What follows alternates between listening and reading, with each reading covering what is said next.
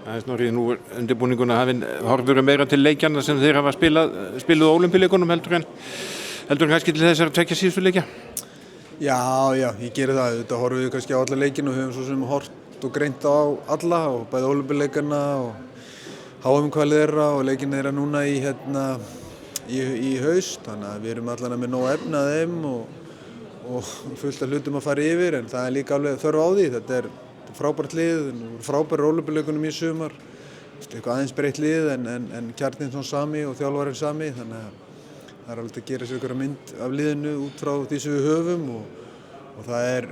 mikið sem við þurfum fyrir yfir og bara frábært lið, mikið í gangi, margir variantar og þannig að þessi undirbúningur fyrir okkur núna er náttúrulega kannski eðlilega og kannski líka viðbúið gjörólíku því sem verið hefur fyrir svona í fyrstu tveimleikjunum. Já, þetta er aðstæðingur á allt öðru kaliberi. Já, þetta er náttúrulega líka bara miklu skemmtilegra en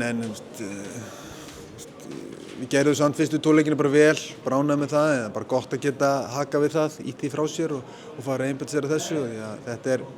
Þetta snýst þetta, það eru svona leikjar og svona mótum sem eru skemmtilegastir og skipta líka mestu máli og nú fara sigrarnir að tikka fyrir alvöru. Já, nú verður þessi stig talið mjög dýrmæt í milliriðli. Já, þetta er gott, við erum konum með 2 stig, gleymum því ekki og auðvitað er þetta úrslitaleikur riðlinum og allt það, en þetta er ekkert eitthvað duga drepasleikur en það er líka alveg þetta að snúa þessu við og líta á þetta bara sem leik í milliriðli og það er svo, þetta horfir svolítið þannig við mér,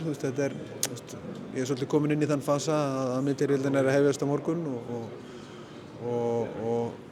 2 gríðarlega mikilvæg stig út í það farið. Já, og svona andstæðingur með allra sterkust út, þeir náttúrulega horfa á þetta kannski sömu augum og við? Ég myndi telja það mjög líklegt. Ég held að út allan með 4 lið í þessu milliriðli sem öll ætla sér í 8 úrslitin og er eflaust vonbrigði fyrir öll að komast ekki þangað og allt eru þetta frábær lið og lið sem voru á Ólympíuleikunum og þar af leiðandi kannski herra skrifum við en við erum svo sem ekkert að velta því mikið fyrir okkur, við ætlum okkur þangað og hlökkum bara til að taka á slóðunum á morgun.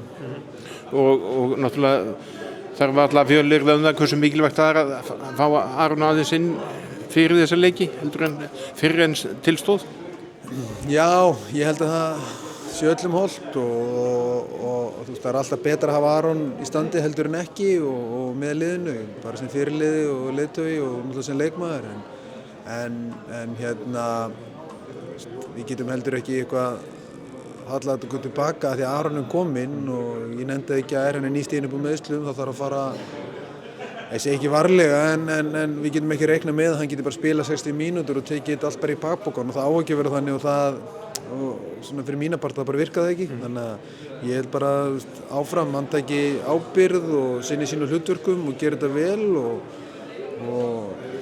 og sé ekki að bíða eftir því að Aron eða einhver annar sé kominn eða að gera þetta fyrir okkur.